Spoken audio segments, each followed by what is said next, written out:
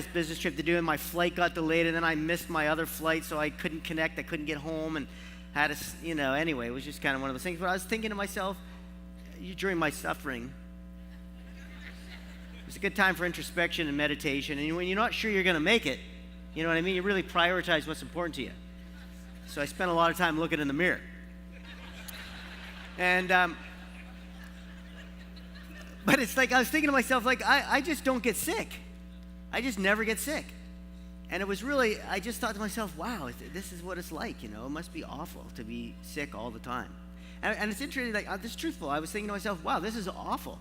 Like a stuffy nose and like a headache, and I just don't experience that very much, and it was awful for my wife. And but anyway, I also had, like, in the first time in probably maybe 40 years, I had like excruciating back pain. And so I started playing rugby again because I'm so old. I tried to prove to myself that I'm half a man. So I'm playing old geezer rugby, and you think to yourself, well, they're kind of fat and old. It's probably pretty good, but here's what I've discovered. Man fat weighs the same even if you're slow and old. And so when you got 200-300 pound sweaty sort of man-obese dudes on you, mobese I call it, mobesity, it weighs the same. And I sort of popped my rib out, and I was feeling so bad about myself that I thought, and my low back was kind of a bit sore, and I thought to myself, A, you shouldn't play tackle rugby anymore, you're old, and B, you got to step it up.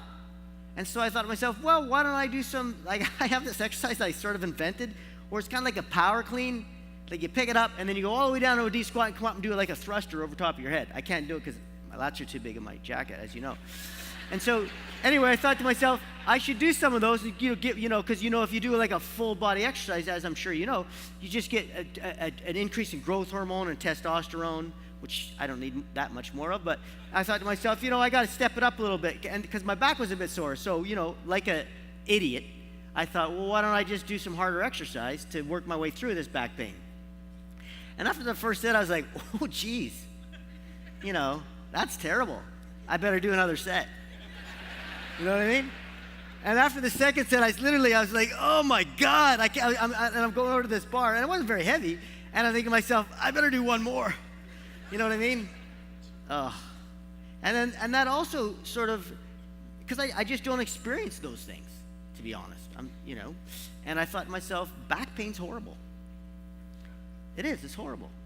And that sort of kind of brings me, well, there's one more little, I'm assuming everybody knows who Muhammad Ali is.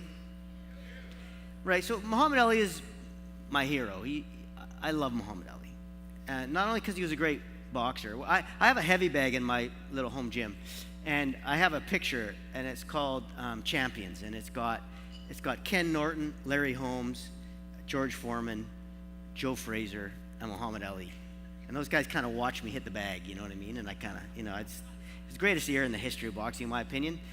And anyway, although Joe Louis, but anyway, so I've always really admired Muhammad Ali, not for his boxing, because he was the greatest of all time, obviously, but because he was such a man, and just the way he gave up the title of the world. A poor black man from the South gave up the title of the champion of the world to stand up for what he believed in, and the abuse he got for it. I mean, now people, everybody wants to say how much they loved him, but the racial slurs that he had to endure and the hardship. But anyway,